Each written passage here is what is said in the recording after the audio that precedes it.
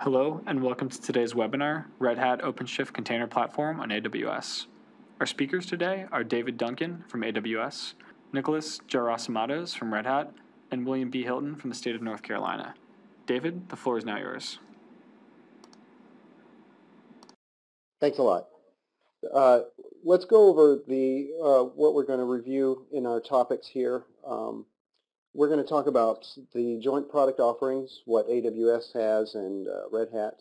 Then we're going to have Nick run through Red Hat OpenShift on Amazon Web Services features, the technologies that are associated with it, and then some of the options and pricing models that we have. Then we'll hear from Mr. Hilton on their use of OpenShift in the state of North Carolina. And then we'll talk a little bit about what's next using Red Hat OpenShift and AWS, an overview of the proof of concept program that we have available, and just some of the details of getting started with Red Hat OpenShift and AWS.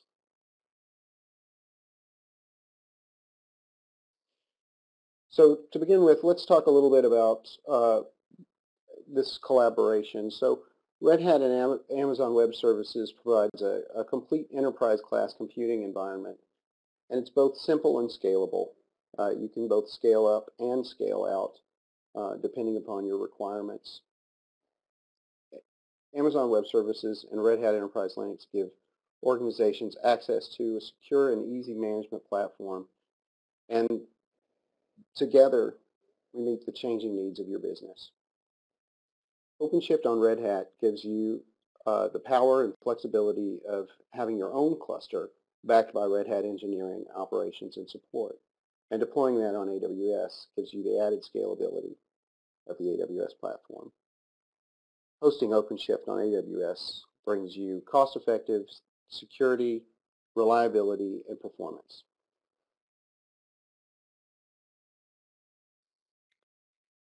So looking over some of the statistics, AWS has more than 1 million active customers in 190 countries, including nearly 2,000 government agencies, 5,000 education institutions, and more than 17,500 nonprofits.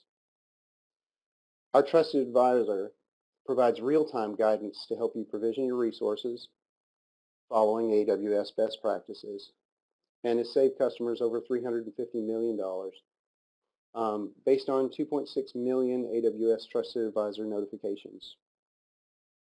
The AWS Partner Network includes tens of thousands of consulting partners and technology partners, and membership has grown over 50% over the past 12 months. We've reduced prices more than 50 times since Amazon Web Services launched in 2006.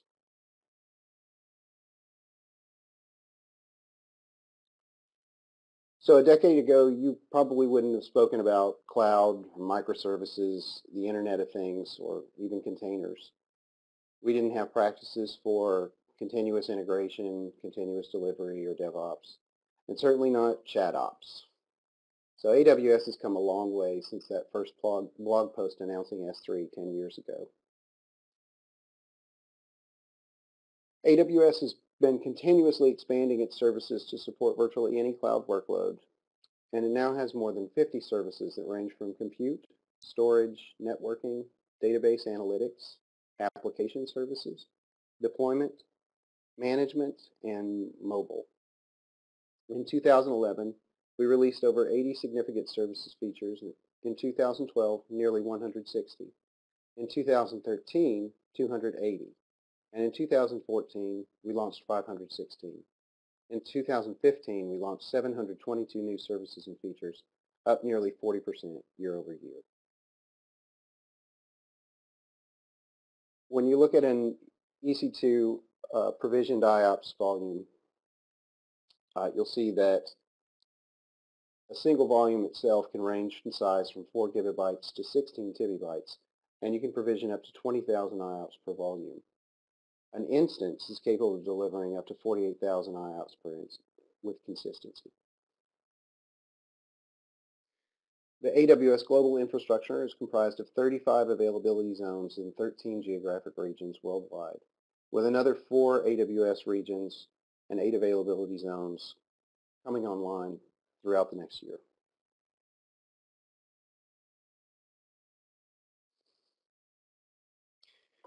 AWS offers a number of services and features that customers can rely on.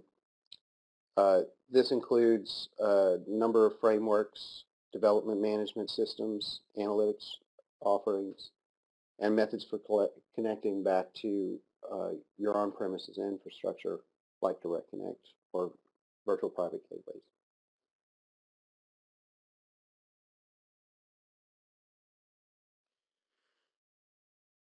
Red Hat and Amazon Web Services together provides you a way to extend your existing data center and the standard tools and operations that you know very well into the public cloud.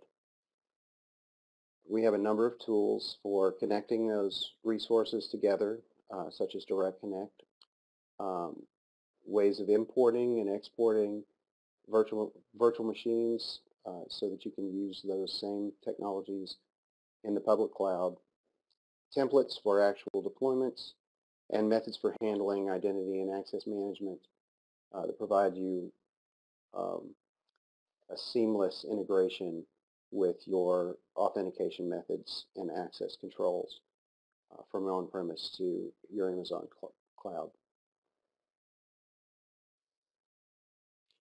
And with that, I'll hand it over to Nick to talk to us a little bit more about OpenShift on AWS.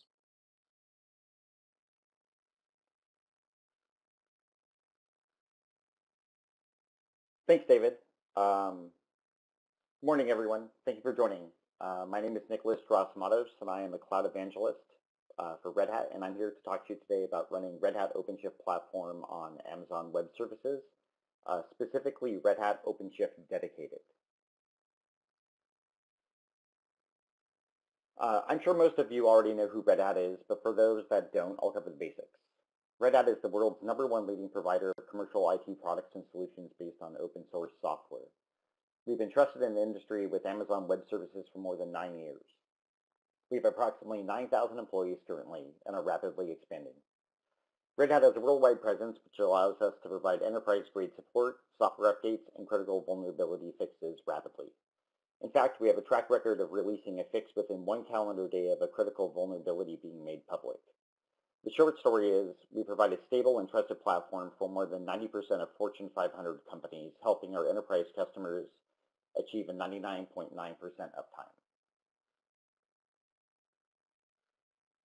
As technology continues to evolve at such a rapid pace, customers today are looking to evolve their application architectures with greater agility to meet business demands and their customer expectations. This needed agility has led the industry towards a DevOps culture where monolithic applications are being broken into microservices that can be independently updated, enabling greater speed and agility. These changes are driving many of the conversations Red Hat and Amazon Web Services are having with customers about DevOps. Many of these customers are specifically looking to shift the development and deployment process from traditional waterfall development and agile methodologies to DevOps. We're also seeing more customers asking about microservices as well. Many are looking to switch their application architectures away from existing monolithic and end-tier applications to highly distributed component services. On the infrastructure side, we're also seeing a lot of interest in Linux containers driven by the popularity of Docker, being used as an alternative to existing virtualization technologies. Containers can be a key enabler of DevOps and microservices. We're also seeing customers increasingly wanting to deploy their applications across hybrid clouds and public cloud environments such as Amazon Web Services. The emergence of these technologies helped drive Red Hat to begin developing a solution to take the best of breed and put them into a single stable and scalable container platform. With this new design, applications can be more reactive to changes as needed. Whether it be needing to scale, security fixes, performance improvements, or when performing rolling upgrades and updates, containers are well suited for microservices deployments because they're efficient and can be independently orchestrated and managed with OpenShift. These applications I've referred to are usually enterprise grade, meaning they take production traffic, run production workloads, and thus require an enterprise grade platform that is stable, provides features such as increased stability, simplified operational tasks, increased agility, and most importantly, meeting the demands and expectations of the business and its customers. This same platform needs to run both next-generation workloads, but also needs to be useful for existing traditional applications, or some refer to as legacy applications. Others refer to them as stateful services, and OpenShift was designed to not leave any application behind, regardless if they are stateless or stateful. Red Hat OpenShift has incorporated persistent storage into the application components while still retaining the ability to offer stateless cloud-native designs. All of this allows the ability to take advantage of the Docker ecosystem, instantly deploying and hosting a nearly endless range of stateful, stateless, or microservices-based applications with ease. OpenShift allows for fully automated application builds, deployment, scaling, and health management to fit most any requirement. This also allows the ability to quickly create applications on demand with simple, secure access to existing projects and workflows, along with using built-in GitHub integration. Red Hat also knows that different applications, developers, and others may require multi-language support, so it is designed to support the ability to develop applications with the language and tools that need to be successful. OpenShift allows the capability to run multiple languages, frameworks, and databases on the same platform. When it comes to containers, it's our responsibility as the largest open source company in the world to drive standards to minimize the risk of technology becoming fragmented, and thus preventing the ecosystem from being able to come together. There are 4 areas where standards are particularly important when it comes to container adoption. The first standard is one that we've been pushing for many years, the isolation of Linux containers. Most Linux distributions are building on the standards that we've already established. These include control groups, namespaces, and other key capabilities. The second standard we've embraced and helped make ubiquitous is Docker as a container format. This provides the ability to package the application with all of its dependencies into a single image. It's very important for the industry to implement this in a standard way.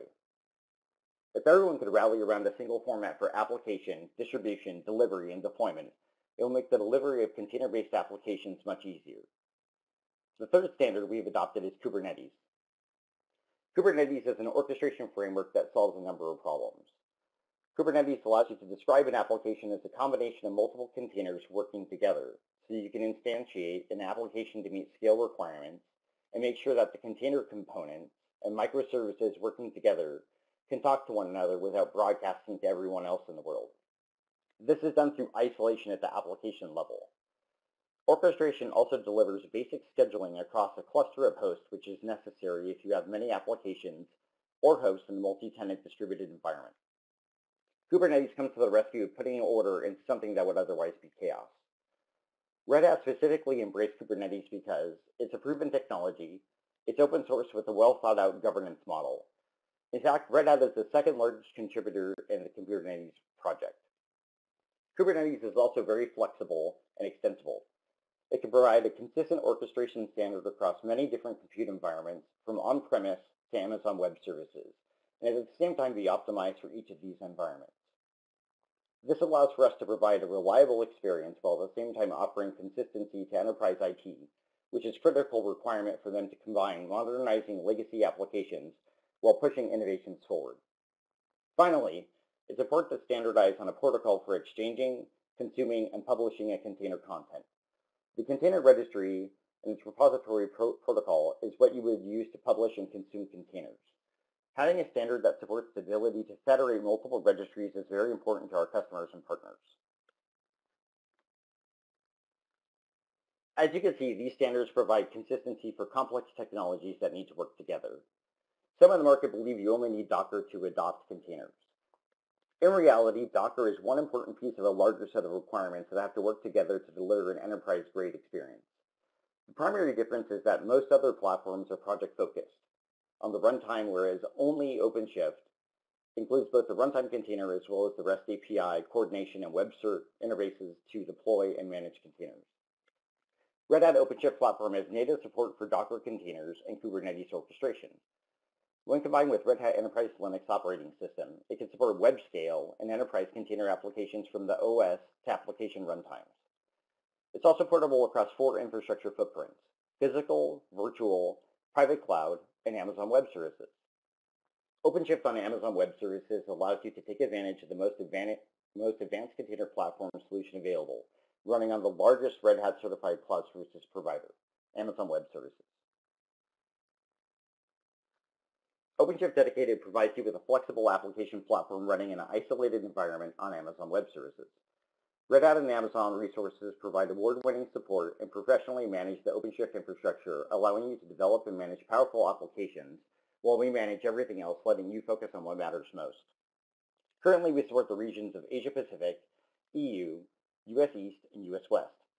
This is currently excluding Beijing, Sao Paulo, and Amazon GovCloud at this time. Here's a list of some of the languages and databases that OpenShift supports natively, such as Jenkins, Node.js, Python, Ruby, Perl, and much more. We also support MariaDB, MongoDB, MySQL, and other databases as well. We can also see some of the middleware services and quick start templates that OpenShift can take advantage of. This would be middleware services such as Red Hat JBoss, Red Hat Single Sign-On, and others. There are also a number of quick start templates. A few of these would be Node.js and Ruby on Rails. OpenShift allows you to take advantage of a large community of Docker-formatted Linux containers, from the Red Hat certified containers to community registries such as Docker Hub or on-premise corporate implementations. OpenShift's ability to work directly with the Docker API helps unlock it to a new world of content for your developers. The base package provides your organization with an entire OpenShift cluster set up and maintained by Red Hat running on Amazon Web Services, securely connected to your internal network. This includes base platform, application nodes, network I/O, persistent storage for stateful applications, and premium support. An additional application node, persistent storage, and network I/O can be added to expand the resources available in your cluster. I'll now pass the presentation over to Billy Hilton, Digital Services Director with the state of North Carolina. Well, good morning, everyone. Yes, this is Billy Hilton, Digital Services Director with the state of North Carolina. It's great to be with you. So if I was with you in person, I'd ask you to raise your hands if you've ever visited a state government website or a regional government or federal government site and had a poor experience. And I'm guessing there'd be a lot of hands raised. So our governor a few years ago had a statement, a vision that interacting with state government, with North Carolina state government, should be as easy as checking scores or even shopping on your smartphone. Of course, a simple statement, but there's a lot there. The problem and challenge that we've had is over the past several years, a wildly inconsistent web and digital landscape with state government. So there are many agencies, offices, divisions, boards, and commissions across the state that had different branding and identities. The information architecture across many of these websites varied. Some sites had search, some didn't. Web accessibility, the ability for users with disabilities to interact successfully with our sites was not so good. A lot of brand confusion, lack of standards, certainly not optimized for mobile. As late as 2012, very few of our sites were responsive or optimized for mobile. So ultimately this resulted in a poor end user experience. One of the main challenges was that we had multiple content management systems, different platforms to edit, manage, publish content, or no CMS at all. So there's situations even just a few years ago where content was being pushed through, say, via FTP. So we knew we needed to take a big innovative step forward to really address a range of, to really refresh our web presence for the 21st century.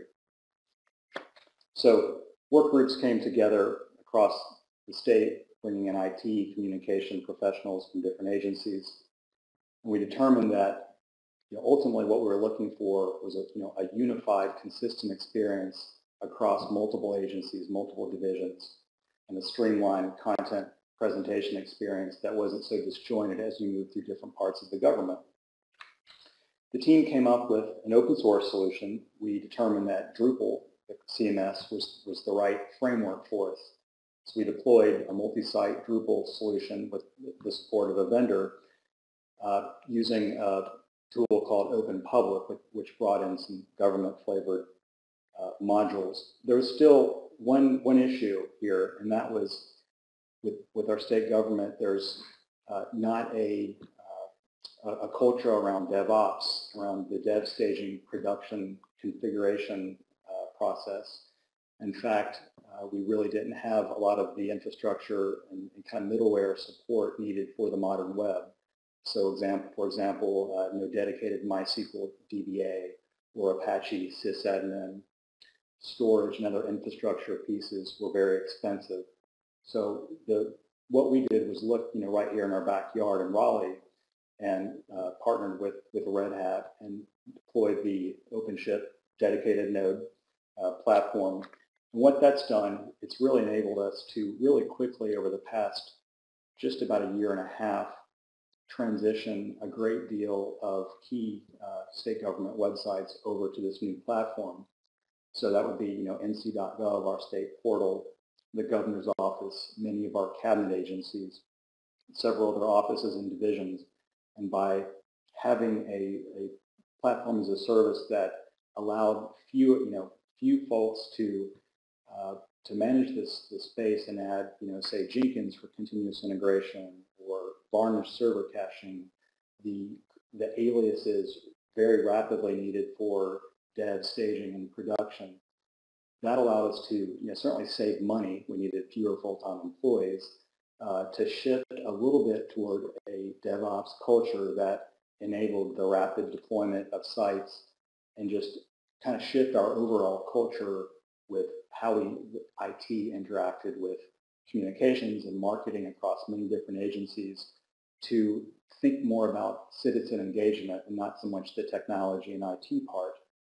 And so as a result, again, about a year and a half in, we've seen some positive numbers. The platform has about 25 websites today. Mobile traffic has increased by about 170%, looking at May 2015 to May 2016 on the nc.gov state portal. The bounce rate has dropped. Traffic has, as a whole, increased. Again, mobile optimization, obviously very important, and out of the gate, any of these sites, as they quickly move over to our platform, are optimized with breakpoints for phone, tablet, desktop. Accessibility was baked into the platform from the beginning, and so we've improved our kind of accessibility presence from many of these sites. It's also allowed us to, going forward as new projects, whether they're web, more application, to deploy much more quickly, to kind of take, as we're looking forward over the next year or so, we're kind of shifting from what we're calling Digital Commons 1.0, which is more of the web presence, to a more DevOps culture around application development. So that might be shifting toward containerization and using Docker. So looking even further out, I'll just read a quick quote. So this is from the founder of the Drupal project from a few months ago. Today, hardly anyone questions whether to build a mobile-optimized website. A decade from now, we might be saying the same thing about optimizing digital experiences for voice or chat commands. In some of these cross-channel experiences, users will never even look at a website. So we don't think that's that far off. And with the combination of the right digital platform and the right infrastructure solution with OpenShift platform as a service dedicated node, we think we're getting set up to be successful for when we find ourselves in more of a cross-channel environment a few years down the road. So thanks so much, everyone. Look forward to your questions in the Q&A.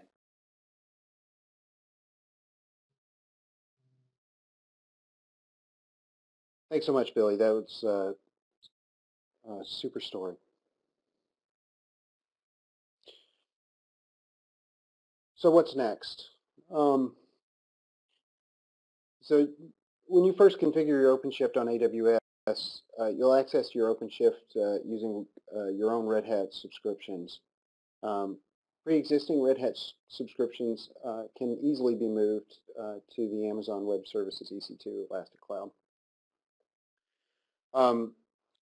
Along with that, you have the option of using on-demand instances for applications and scaling up and down as you need to, and leveraging that on-demand pay for only what you use model. You have access to the full portfolio of Red Hat offerings on the AWS platform. That includes everything from the mobile application software to a full stack JBoss.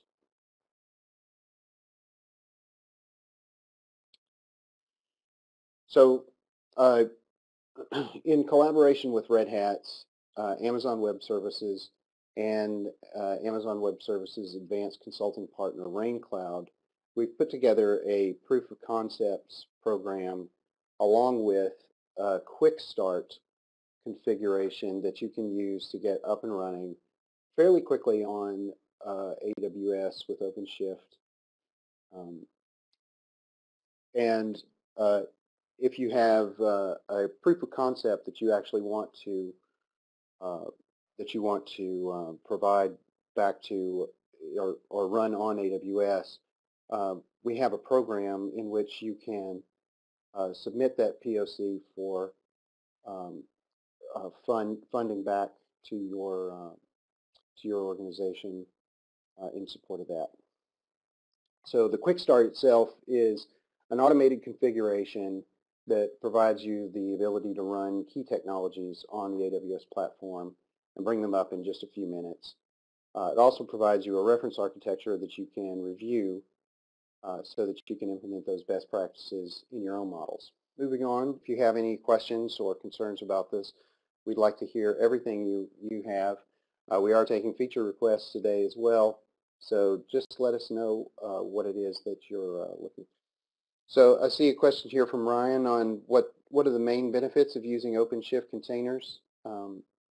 Nick, could you speak to that? Sure, David. By implementing containers, enterprise teams can take advantage of the containers as a service platform. This gives development and IT operations teams more agility, portability, and increased control with environments.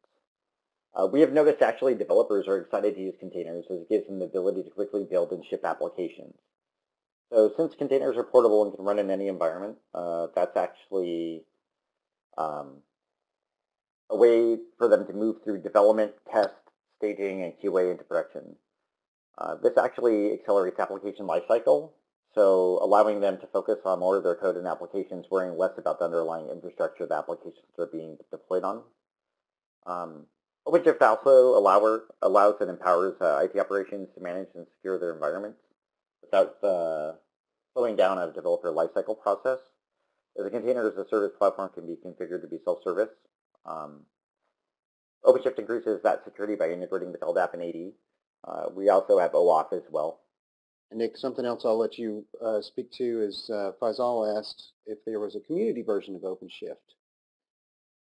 Yeah, actually there is. So we have an upstream project called OpenShift Origin. So you can actually access that and deploy it, test it. We encourage anybody to contribute to the community. So the answer is essentially yes. You can actually use the community version of OpenShift if you choose to do so. And Manu, I see a question here about the POC and how that POC is funded. And if approved, is the credit for AWS hosting or for Red Hat OpenShift?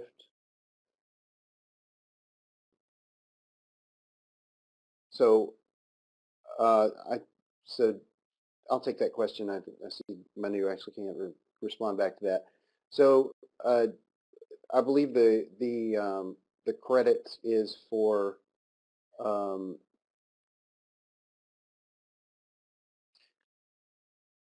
the AWS infrastructure.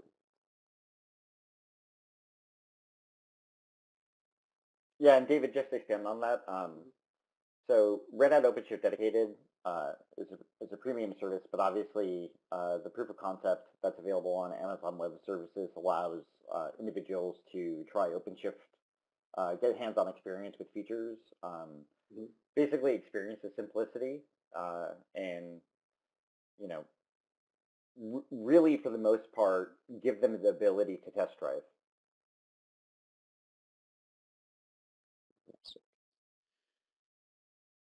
And then I see that someone actually asks, are we going to get a copy of the slide deck? And so yes, we'll upload those contents to the partners section of the AWS website under Red Hat, and also we'll be emailing them out to all attendees.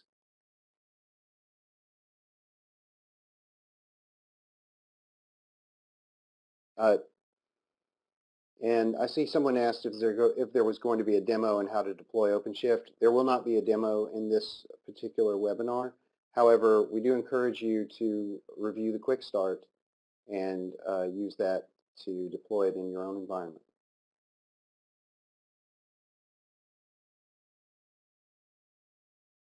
Nick Mariano has asked, is there any technical limitation of running OpenShift on AWS?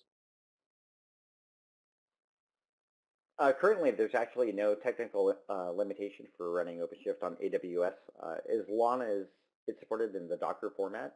You know, and it's a supported application. There technically shouldn't be any limitations. So end users could utilize images, containers that require root user privileges. For example, JBoss middleware services are available. Languages that it's supported are, you know, such as Node.js, Ruby, Python, Perl, Java. And then, you know, as I had mentioned earlier, you know, databases supported, MariaDB, MongoDB, PostgreSQL, things along those lines. You also have the ability, since it's running on Amazon Web Services, to use VPC and VPN and user authentication. As far as using existing user authentication system, you absolutely can. And that's basically it. Jerry asked if we had a quick start guide, and we do, and that is actually in the resources section of the slide deck. So when you receive the slide deck, you'll have a direct link to that quick start guide.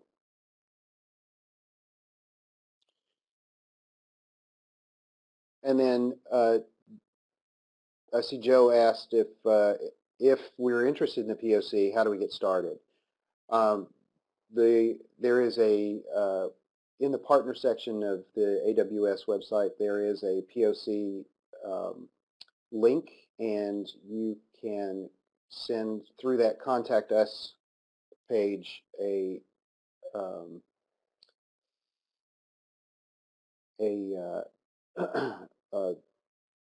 excuse me. You can send us a detail on your proof of concept, and we will review that and get back to you on the POC process. That also is linked in the resources. And let's see.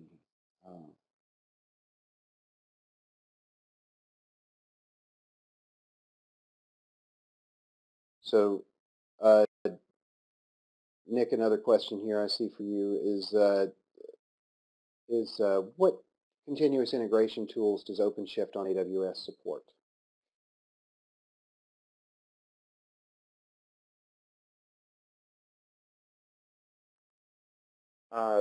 Good question.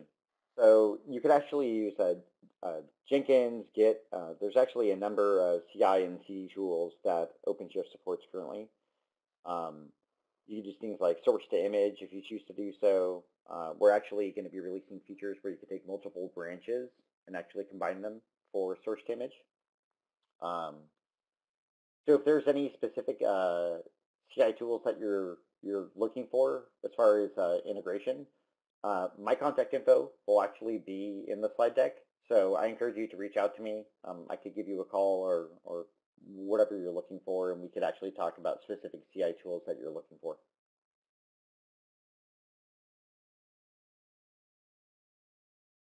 Okay.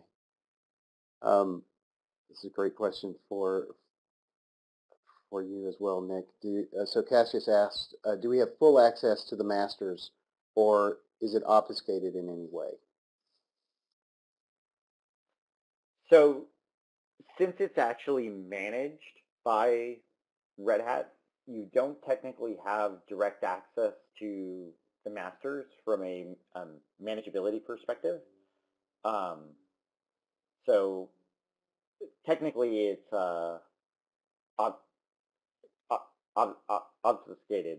So through Red Hat support, you can ask them to do configuration changes such as, adding nodes, making changes to networks, things along those lines. But the primary design of OpenShift Dedicated is to lessen the burden from the end user or the customers so that they don't actually have to worry about dealing with the masters.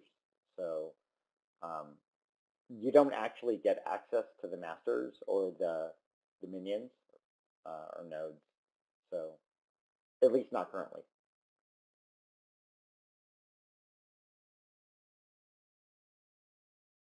And I just want to remind everyone that if we don't get to your questions, then we'll answer those directly after the webinar. So actually, I saw a question come in about can you run nodes in your local data center and in AWS in the same OpenShift cluster? Technically, yes. So anything that you could run in your local data center, you actually have the ability to run inside AWS. So for example, if you have a Git repo that you're using in your local data center and you want to push images up to AWS, you actually have the ability to do that. So the design of it is that OpenShift is ambiguous, right? So what we really wanted to develop and build is the fact that you can have a hybrid cloud solution and not have to worry about two different subsets of OpenShift, right? So we're trying to bridge that gap and make it seamless and provide best-of-breed support, as I kind of mentioned earlier. So yes, essentially you can run nodes in your own local data center and in AWS on the same OpenShift cluster.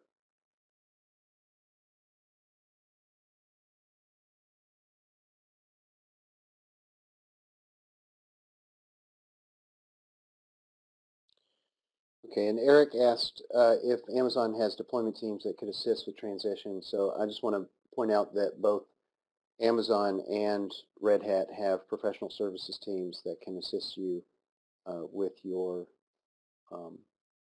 infrastructure requirements.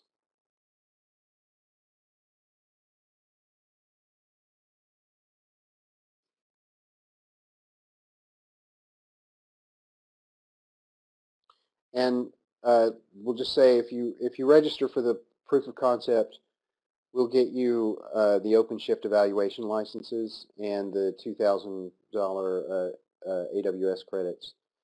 So if you'd like, you can register at the partners website or partner section of the aws.amazon.com website under the Red Hat link. So it's aws.amazon.com/partners/Red Hat. So I actually saw a question that came in about how it's running OpenShift containers different than virtual machines. So obviously containerization is extremely different from virtualization. The OpenShift container platform uses Kubernetes and obviously the Docker engine, which creates and runs containers. So the OpenShift container platform software is essentially installed on any physical, virtual, or cloud host with a compatible operating system. So if you choose to move applications into a container, it leverages the kernel within the host operating system to run multiple root file systems. So those root file systems, obviously, we call containers. So each container shares the kernel with the host OS, which provides the ability to run multiple containers on the same host. Obviously, there is segmentation. So, everything's not open up to the outside world. So we have the ability to control access. Unlike virtual machines, also containers do not have an operating system.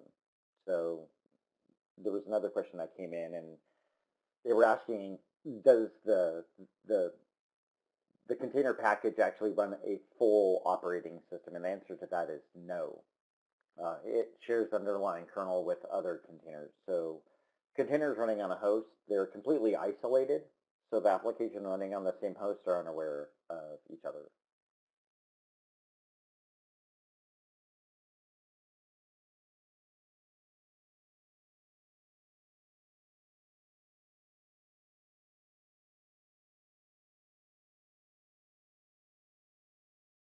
So actually, I saw another question come in,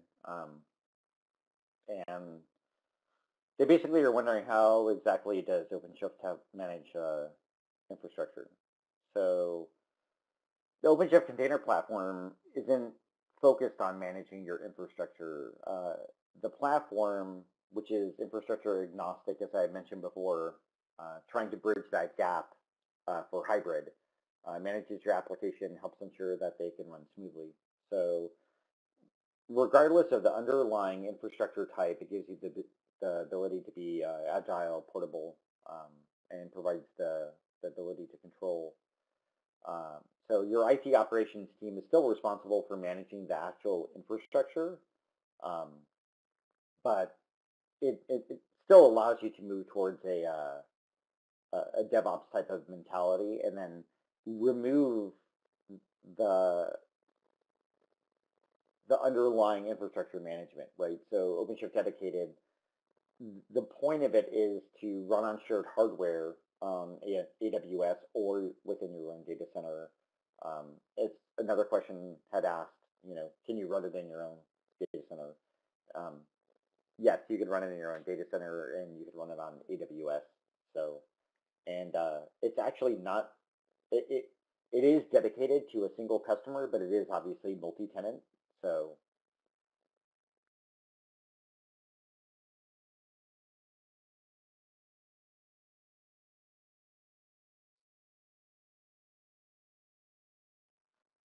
I actually saw another question as well. Great question, by the way. So they were asking how they could get started in containerizing applications. So obviously, with the proof of concept and the quick start that we released, the best way to get started is using Amazon Red Hat OpenShift Quick Start. It's a simplified installation of OpenShift that will actually guide you through the process of getting OpenShift up and running. So after OpenShift is up and running, you create a new OpenShift application using the web console. You could run the OC new app command from the CLI if you choose to do so. OpenShift creates a new application by specifying source code. So source code, images, templates. The new app command also looks for images on the local data center installation if you're choosing to do so. You could also do integration with Docker registry, or you could actually pull from the OpenShift image stream. So if you specify source code, new app attempts to construct and build configurations that build your source code into an application image. It also constructs a deployment configuration that deploys that new image and serves to provide load balanced access to the deployment that's running your images.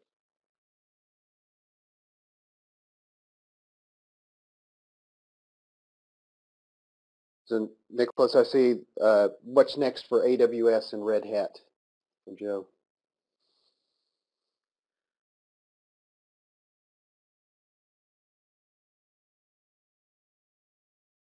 And I think I'll field that one a little bit myself here. I think we're, in terms of what's next for AWS and Red Hat, we're continuously integrating together.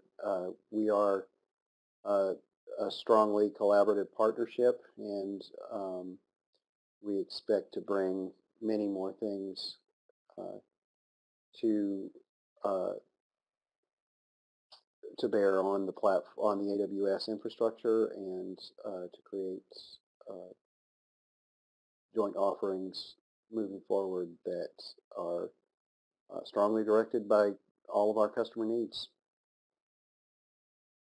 Yeah, and David, to expand on that, so that's actually a very complex question. There's no way that I actually have enough time to go through all of that because we're actually coming to the end of the webinar. I would strongly encourage you to reach out to me or your local TAM. We could actually go into deep details as far as roadmap. So we can clarify what's next for AWS and Red Hat for the OpenShift platform dedicated. I'm sorry that there's no way for me to actually deep dive into that. I would need at least 20 or 30 minutes to go into that.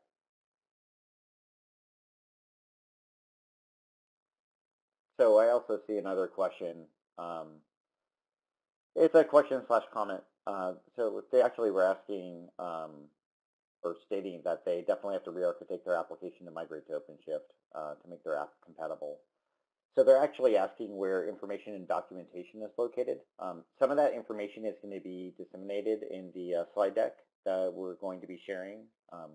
Also, once again, you can reach out to me or your local resources from Red Hat, and we'd be more than glad to kind of deep dive into that and provide you as much information and documentation that you're looking for.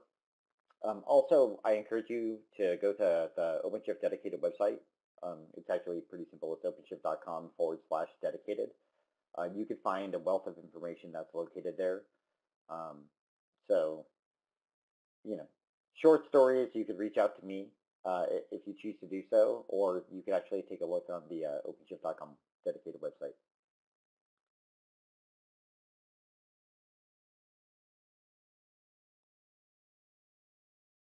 Well, with that, I'll say thank you to everyone who's participated today, and special thanks to Mr. Hilton for joining us and giving us a deep dive into their use of OpenShift on AWS.